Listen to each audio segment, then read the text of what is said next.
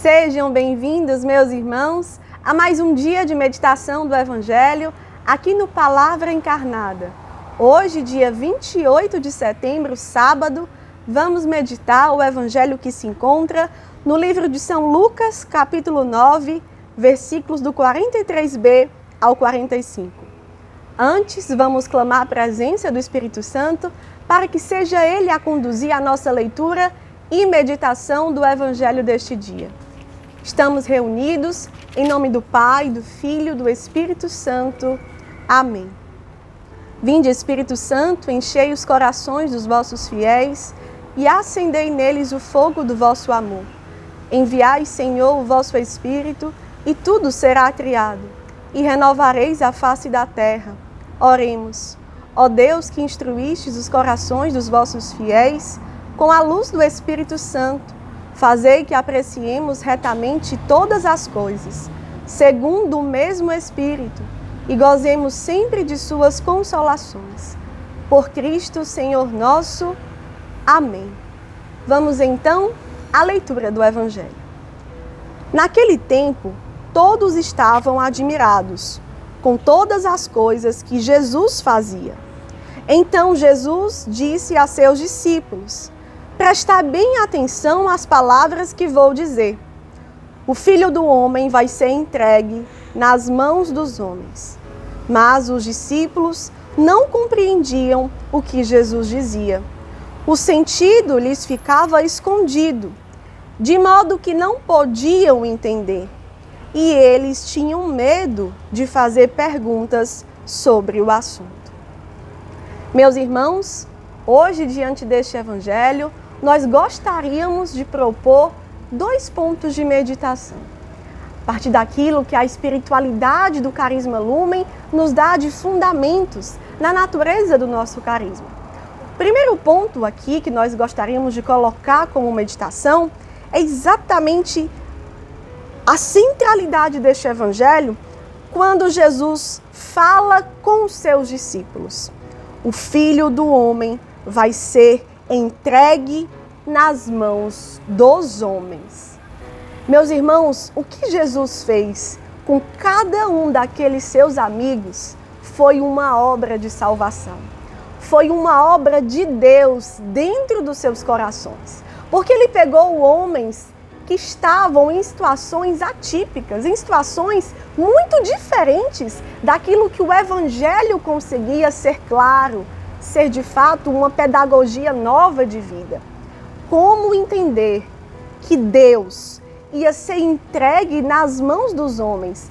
O que isso representa para aqueles homens que viviam da fé? O passo que eles precisavam dar naquele momento. Nesse sentido, esse Evangelho tem algo muito profundo, mas muito discreto. Jesus está falando com esse assunto, sobre esse assunto, não com a multidão, não com os fariseus, não com uma massa de pessoas. Ele está falando com os seus discípulos. Ou seja, Jesus quis formar os seus discípulos com essa frase que pode ter sido, de fato, um pouco não clara naquele momento. Mas isso também é uma formação de Jesus com aqueles que Ele ama. Será que eu e você, quando nos vemos também, em momentos assim parecidos, nós nos deixamos ser formados, forjados na dor de quem não entende o que Jesus fala? Nós nos colocamos como homens e mulheres que deixam o Espírito Santo ir destilando aquilo que Jesus quer forjar em mim, quer forjar em você?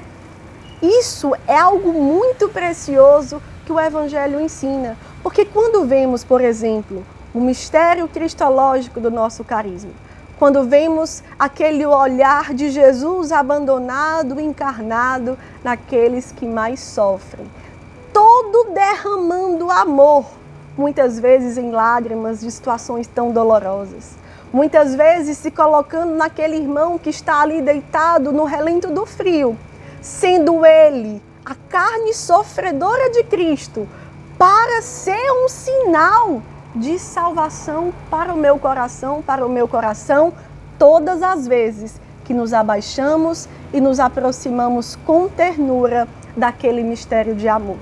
Isso é uma forma atualizada de entender esse evangelho. Dizer que Jesus está no pobre e que tudo que nós fazemos aos pobres é porque ali está o Cristo sedento do meu amor, que vai curar o meu coração do orgulho, que vai curar o meu coração da soberba, que vai curar o meu coração de hábitos cotidianos que eu tinha sobre o entendimento de Deus, meus irmãos. Isso é uma palavra afiada que gera conversão no meu coração, no seu coração, se nos abrirmos à graça derramada que fala a palavra do Senhor para nossas vidas.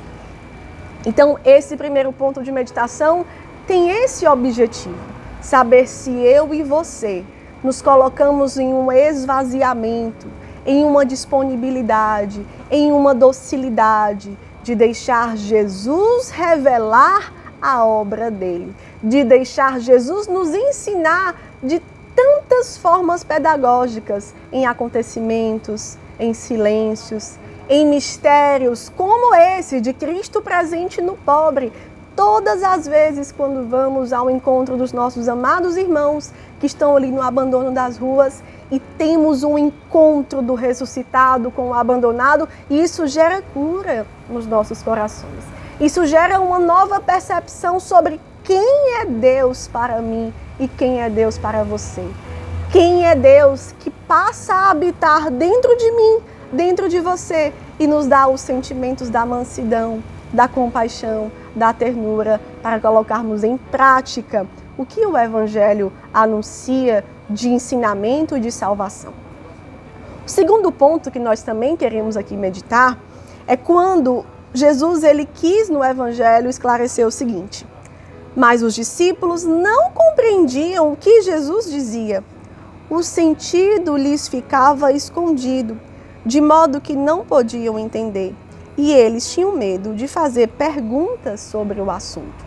Vejamos, meus irmãos, como esse evangelho quis destacar que aqueles homens que já seguiam o Senhor, eles não conseguiram captar naquele instante o sentido daquela palavra. Eles não conseguiram racionalmente elaborar uma percepção sobre aquela palavra que Jesus lançou. Quando nós vemos isso, nós podemos também perceber cada vez mais concretamente. Seguir Jesus não é um ato racional. Seguir Jesus não revela muito sobre mim. Seguir Jesus é muito mais o quanto eu me deixo ser conduzido, muitas vezes sem entender o sentido para onde Jesus me leva. Porque quem segue Jesus vive pelo mover do Espírito Santo. E o Espírito Santo sopra como quer. Ele sopra de uma forma linda, ele sopra de uma forma precisa no meu coração, no seu coração. Quando vemos tantas e tantas histórias dos nossos amados irmãos acolhidos, quando relatam, naquele dia eu fui buscar uma sopa e aquela sopa salvou a minha vida. Naquele dia que você buscou aquela sopa, o sentido daquilo estava completamente oculto, mas aquele dia foi marcado para algo que seria a tua história de salvação. Amado irmão que está nas nossas casas de acolhimento. É exatamente isso aqui que Jesus quis deixar claro. Os discípulos não entendiam o que acontecia com aquela palavra derramada, mas essa palavra ficou na história para mim e para você. E nós podemos nos debruçar sobre ela e atualizar a cada instante qual é a graça que jorra desta palavra que eu não entendo ainda o sentido. Quando muitas vezes acontece algo na nossa caminhada exatamente assim, porque é o Senhor quem conduz. Seguir o Senhor não é um caminho racional. Seguir o Senhor é um caminho de se colocar pequenino nos seus braços, esvaziado, se colocar na condição humilde de quem quer deixar o Senhor ser de fato Deus das nossas vidas, das nossas histórias. Portanto, nesse segundo ponto de meditação, faça uma percepção clara. Se as escolhas que você faz por Deus, elas revelam um coração que vai sempre mais se abandonando, ou um coração que só dá o passo quando entende o sentido e vai ficando, por isso, apegado, amarrado a si mesmo. Nesse evangelho, o Senhor te convida a dar um passo a mais, a aprofundar na beleza que é seguir o Senhor, mesmo quando o sentido está oculto, porque se sabe quem é que está falando e, por isso, vai com todo o amor e confiança nos braços daquele que chama. Que a Virgem Maria possa, assim, nos conduzir com todo o seu amor materno naquilo que eu e você mais necessitamos de conversão no dia de hoje, a partir da força do Evangelho do dia, que foi para nós anunciado. Portanto, mãezinha, nos coloca no teu colo materno e nos conduz até o fim a obra de salvação que Jesus tem para as nossas vidas. Ave Maria, cheia de graça, o Senhor é convosco. Bendita sois vós entre as mulheres, bendito é o fruto do vosso ventre, Jesus.